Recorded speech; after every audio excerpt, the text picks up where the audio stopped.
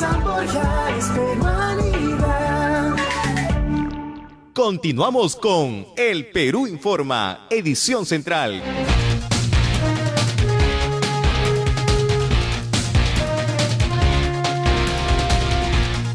Bien, amigos, bien. En nuestra reciente historia política peruana, y diría yo castrense además, hay que hacer varios análisis. Y hay que dividir también entre quienes al servicio de la patria en nuestras Fuerzas Armadas cumplieron con su deber, no solo en momentos de conflicto armado, como fue el caso, por ejemplo, del CENEPA, y aquellos que deshonraron a la institución, inclusive durante el conflicto del CENEPA. Porque traidores a la patria no solo es aquel que vende información a un país vecino, ni traiciona de acuerdo a los vericuetos de lo que es la verdadera traición a la patria, sino aquel que se queda con la plata, por ejemplo, del dinero que estaba destinado precisamente para los soldados que defendían el territorio nacional durante el conflicto del 95 en el CENEPA.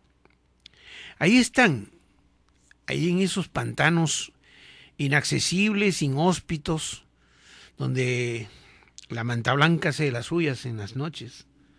Y quien no sabe de la manta blanca es una especie de neblina de bichos que para un combatiente en esas zonas es casi mortal.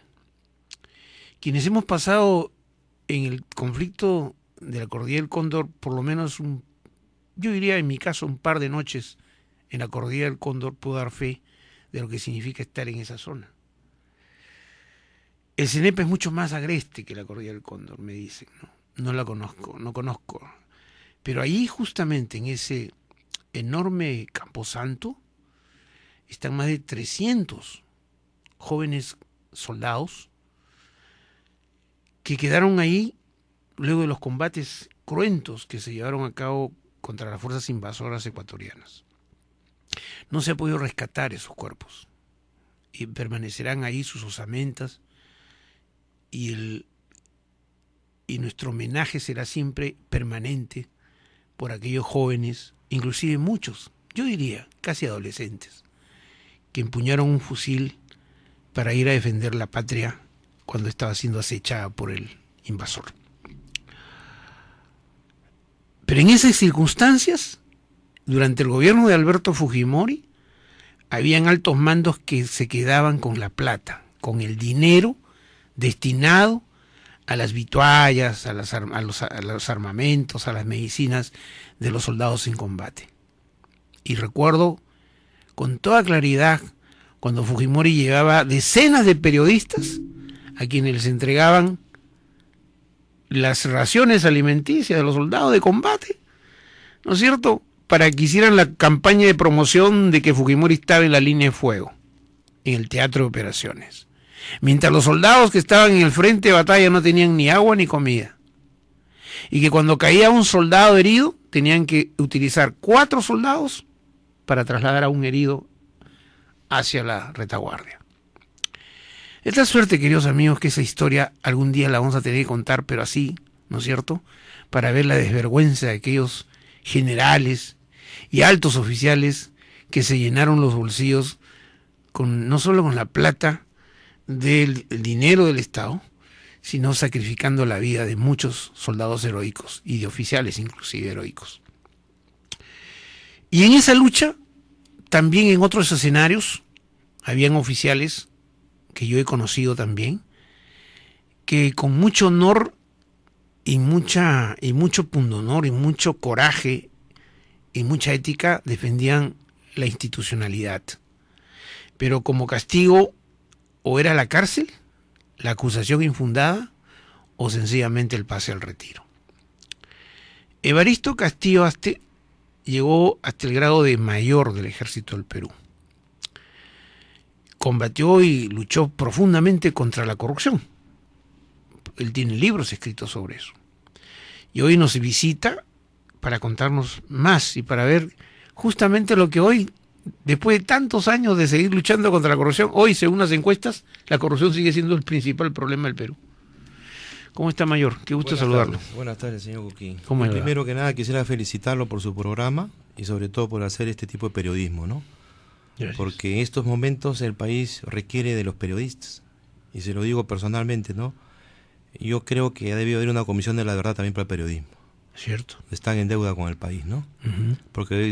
Porque bueno, hay un reciclamiento vergonzoso. Hay gente que hoy día agita banderas contra la corrupción, que sin embargo tiene parientes cercanos metidos en grandes casos de corrupción.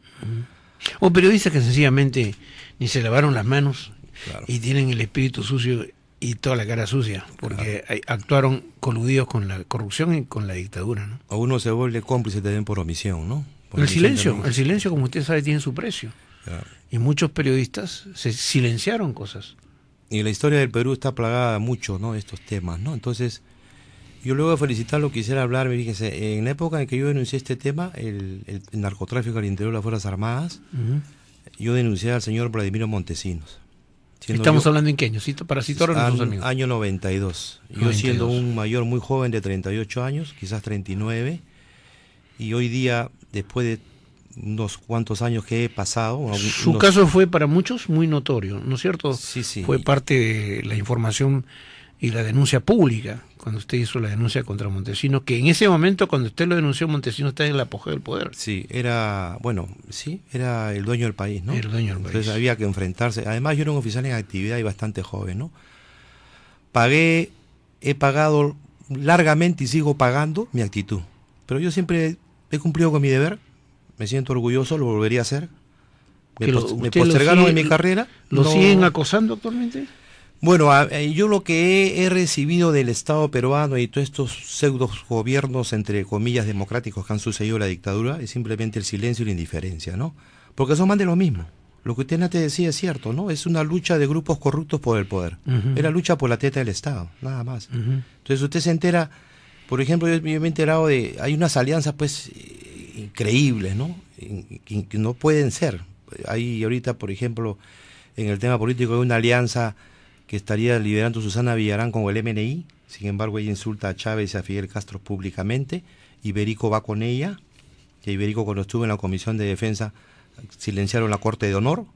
Entonces hay cosas, bueno, hay que sacar un discurso sincero y lo que usted siempre dice, no nos dejemos engañar una vez más. Cada 4 años aparecen grupetes de amigos o de intereses económicos para encaramarse en el poder, saquear el país y después el que lo sucede, hay juicios eternos de 10 o 15 años y se los archivan, prescriben. Y Ahora, se repite la historia y se repite la historia. Ahora, ¿usted ¿no? cree que, a pesar de que Fujimori está preso, porque todos los delitos se pagan tarde o temprano, ¿no es cierto? Sí, Se yo creo tiene que sí, pagar. se pagan de una u Sí, otra forma. Pueden demorar, pero se pagan. Montesinos está preso.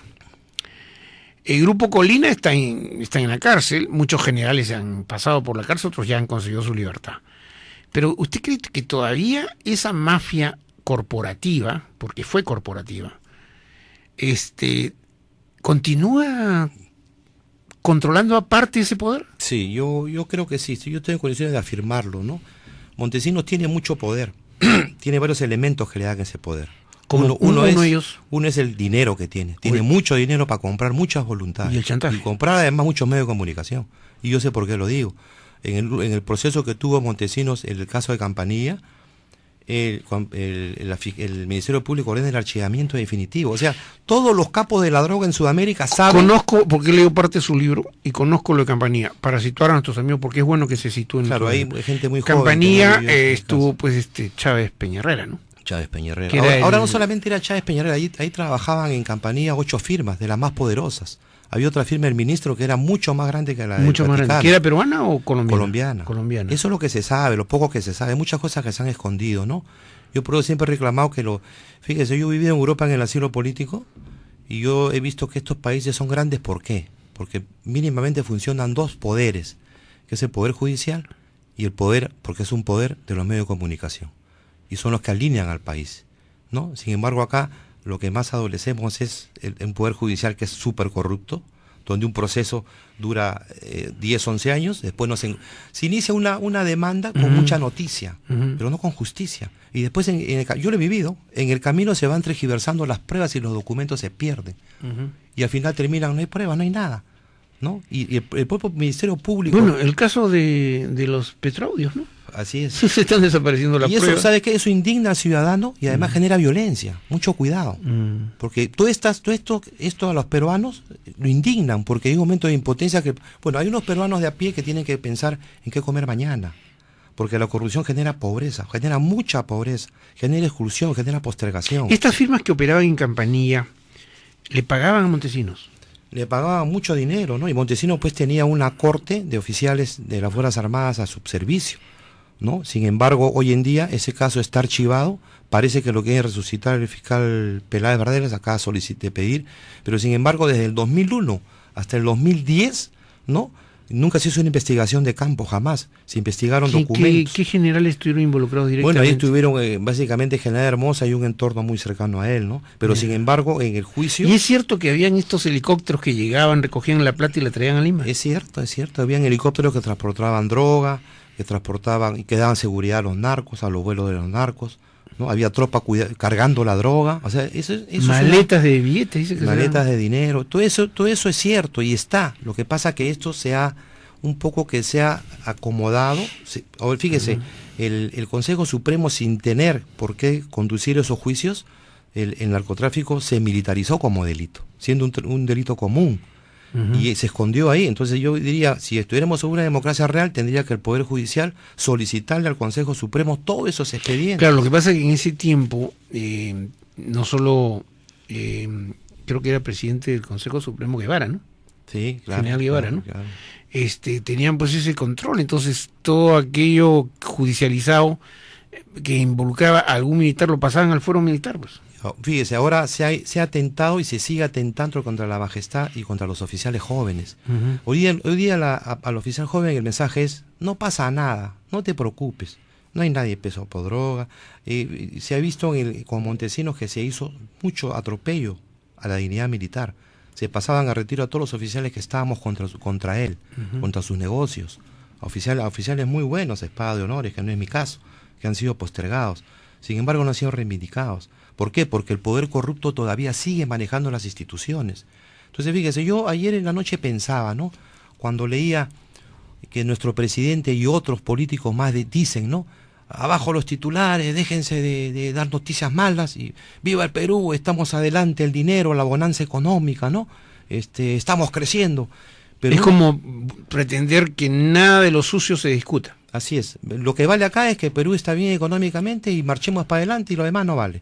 Pero no es así, porque los países dignos se miden por los principios y por los valores. Claro, no se miden por el dinero, por el bolsillo, ¿no? Ahora, entonces, ¿pero qué ha cambiado entonces? Algo tiene que haber cambiado, es decir... Pero yo quería terminar, a ver, si usted me permite esa idea, ¿no? No. Entonces, se habla de una bonanza económica en el Perú, ¿no? Yo creo que hay mucho lavado de dinero.